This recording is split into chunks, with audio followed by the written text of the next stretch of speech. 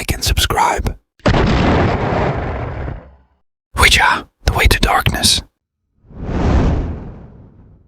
This is a personal account of a deeply unsettling experience that unfolded during my high school years, leaving a profound impact on my friends and me. To provide some context, our town was nestled amidst old Civil War battlegrounds, with many houses dating back to that era. Some had even served as hospitals for wounded soldiers during the war. Consequently, the town carried an inherently eerie atmosphere, with stories of peculiar occurrences in people's homes being commonplace. For instance, a classmate once shared an unsettling tale of finding an antique doll in his new house. No matter how many times he tried to dispose of it, the doll inexplicably reappeared at the top of the staircase. I remained somewhat indifferent to these stories, as nothing unusual had ever happened in my own home. My best friends, Amy and Denise, were sisters who had grown up in one of the former hospital houses. While they occasionally mentioned strange incidents, they were both rational and pragmatic, dismissing any notion of the paranormal. Nevertheless, I did experience some eerie moments when staying over at their house, particularly in the upstairs bathroom, where I often felt an eerie presence, as if I were being watched, accompanied by faint, inexplicable sounds. I chalked it up to rodents. My perception shifted dramatically when one school morning, Amy approached me with a sense of urgency, saying, "There's something in my house." She recounted hearing knocks on her bedroom wall near the floor, which then migrated to other sections of the wall. After a brief period, the knocks would shift to different areas, occasionally reaching the ceiling. She eventually mustered the courage to leave her room and wake her parents. They sat in her room for a while, but the knocks did not return.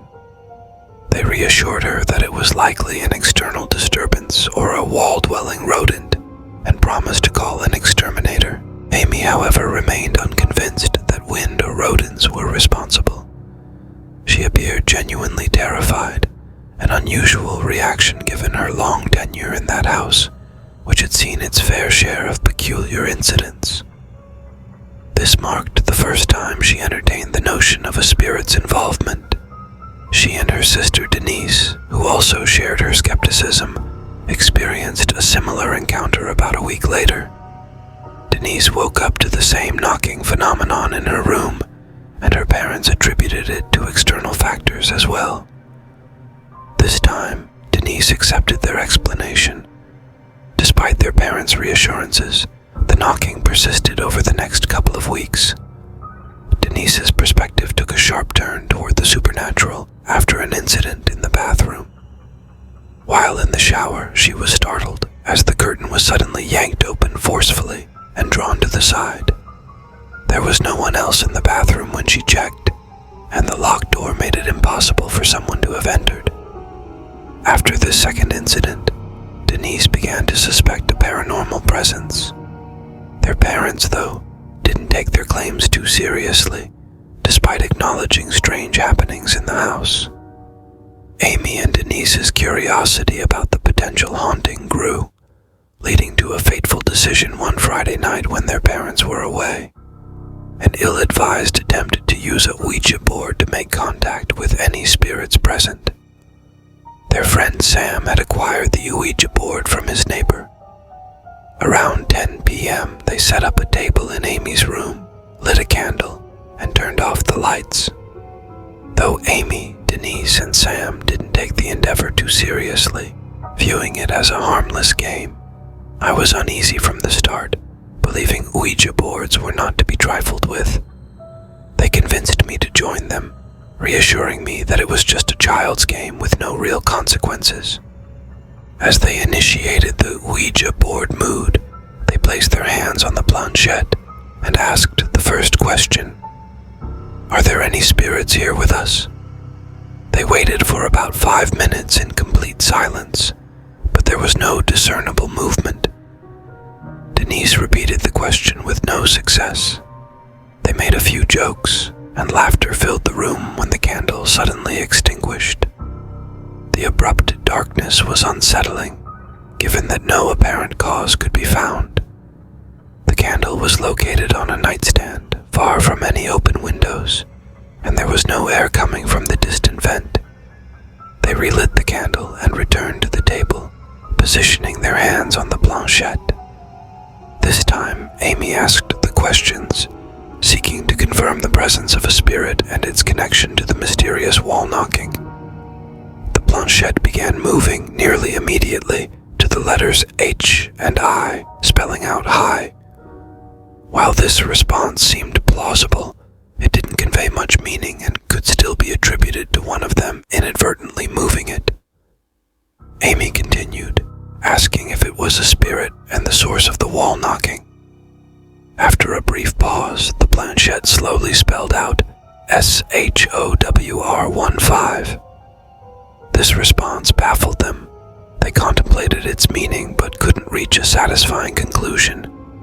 Denise, who had been quiet, finally pointed out that her shirt had the number 15 on it, but they had failed to connect it to the Ouija board message.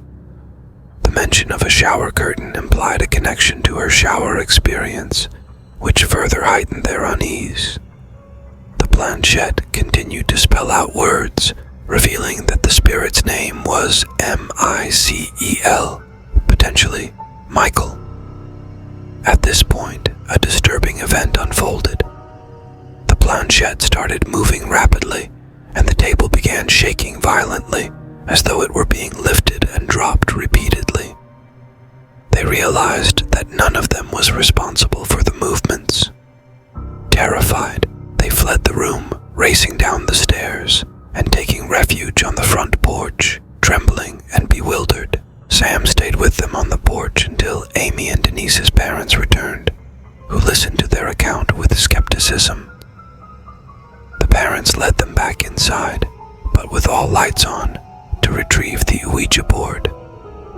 They went to Amy's room, where they discovered the table toppled, the board behind it, and the candle extinguished. The sequence of events was hazy, but it was possible that one of them had knocked over the table when they fled the room. However, it remained a mystery how the board ended up behind the table. That night, they gathered in Denise's room, eventually calming down. Perhaps knowing that their parents were home, or accepting the possibility that they might have inadvertently caused the events, they managed to fall asleep with the lights on. The night took a chilling turn when I had to use the bathroom. It was late or early, depending on one's perspective. I cautiously got up, relieved that the room's light was still on, and ventured into the hallway. I turned on the hallway light before entering the bathroom, where I reached in to turn on the bathroom light before stepping inside. I was so unnerved that I left the bathroom door halfway open. The door must have closed while I was washing my hands, although I didn't hear it. I knew I hadn't closed it myself. It was a heavy door that didn't seem to close on its own. I assumed that there was an issue with the hinges, but I would have convinced myself of anything at that point to feel better.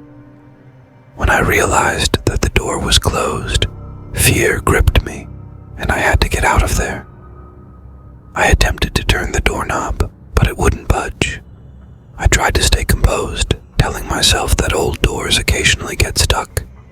However, I kept turning, pushing and pulling the knob, and it felt as if it were locked, although I had not closed the door when I entered. I could see the unlocked knob from the inside, and there was no lock on the other side. It felt as though someone was holding the knob to prevent me from turning it. I continued my desperate efforts to open the door, growing increasingly frantic. Then I heard a knock behind me, subtle but unmistakable. I redoubled my efforts to force the door open, pounding and kicking it with all my might. I was crying and screaming at the top of my lungs. Though only a few minutes had passed, it felt like an eternity before I woke everyone in the house.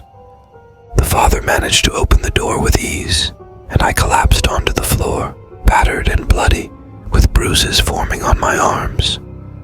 Denise's parents embraced me, attempting to calm me me down as they led me downstairs.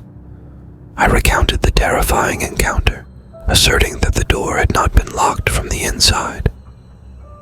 Although sympathetic, they believed that I had accidentally locked the door and had a panic attack due to the earlier fear. However, if that were the case, why had the father effortlessly opened the door? And why had I seen the unlocked knob when I initially entered? Denise and Amy, who had been witnesses to the Ouija board incident, believed my account and urged their parents to take action. They promised to have the house blessed, which took place a few days later, or something similar to it. I was reluctant to return to the house, and it was only after assurances from my friends that nothing untoward had occurred since that night. I visited their house on one more occasion, but as we grew older and I changed schools, I gradually drifted apart from Amy and Denise. Our friendship remained intact, but we outgrew our sleepover traditions. We still keep in touch, sharing stories about that night and reaffirming our aversion to Ouija boards. Amy's parents still reside in the same house, and Amy insists that unusual events continue to take place, but her parents view any spirits present as benevolent. My perspective differs after the events I experienced. I believe that the spirit in their house is far from kind,